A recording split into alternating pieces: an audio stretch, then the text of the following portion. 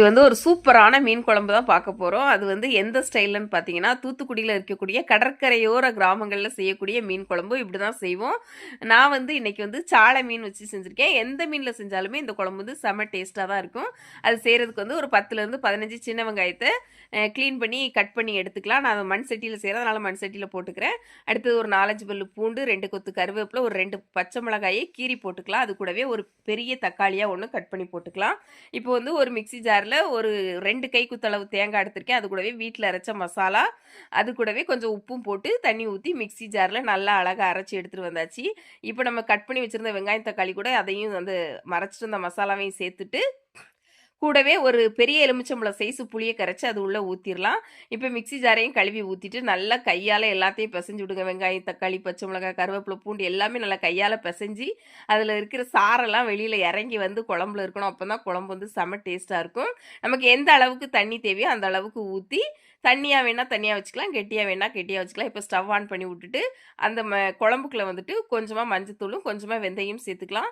இல்லைன்னா வெந்தயம் கடுகு லாஸ்ட்டாக கூட பொரிச்சு ஊற்றிக்கலாம். நான் பொரிச்சு ஊற்றலை. அப்புறமா ஒரு கொதி லைட்டாக வர ஸ்டார்ட் ஆகும்ல அந்த ஸ்டேஜில் கட் பண்ணி வச்ச மாங்காய், முருங்கைக்காய், அப்புறமா க்ளீன் பண்ணி வச்ச மீன் எல்லாத்தையும் போட்டு லைட்டாக ஒரு கிளறி விட்டுட்டு, அதாவது குழம்பு வந்து பொங்கி வந்தால் என்ன பண்ணால் அந்த ஓரத்தில் போய் ஒட்டிக்கும் அந்த பொங்குன நுரையெல்லாம். அதில் தான் நிறைய ஃப்ளேவரே இருக்கும்.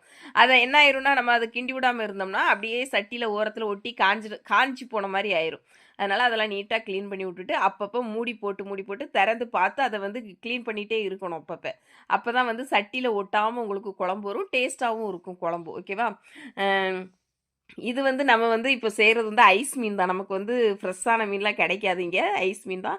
ஆனால் நாங்கள்லாம் சின்ன வயசுலேயே கல்யாணம் ஆகி இப்போ கொஞ்ச நாளைக்கு இப்போ ஊருக்கு போனால் கூட அப்படி தான். அப்படியே ஃப்ரெஷ்ஷான மீனாக இருக்கும். நம்ம கடலுக்கு போனவங்களாம் வீட்டுக்கு வர்றதுக்குள்ளே மீன் வீட்டுக்கு வந்துடும். அந்த ஃப்ரெஷ்ஷான மீனில் இந்த குழம்புலாம் செஞ்சு சாப்பிடும்போது அப்படியே அமிர்தமாக இறங்கும். சூப்பராக இருக்கும் இந்த மாதிரி செஞ்சு சாப்பிடும்போது. எண்ணெயெல்லாம் எதுவுமே சேர்க்க மாட்டோம். ஆனால் செம டேஸ்ட்டாக இருக்கும். எங்களுக்கு இப்படி வச்சா தான் பிடிக்கும். குழம்பு காஞ்சிட்டுன்னு எப்படி செக் பண்ணுறதுனா, இங்கே மேலே வந்து ஒரு லேயர் மாதிரி ஃபார்ம் ஆகுதா, ஒரு மாதிரி ரெட் கலரில் அந்த மாதிரி வந்துருச்சுன்னா குழம்பு ரெடி ஆயிடுச்சின்னு அர்த்தம். நீங்கள் வந்து உங்கள் வீட்டிலலாம் இது வந்து செஞ்சு பாருங்கள் சரியா? இந்த மாதிரி ஒரு டைம் செஞ்சு பாருங்கள். செம டேஸ்ட்டாக இருக்கும். சூடான சோறில் அப்படியே ஊற்றி சாப்பிடும்போது அமிர்தம் தான். வீடியோ பிடிச்சா லைக் பண்ணுங்கள். அடுத்த வீடியோவில் பார்க்கலாம்.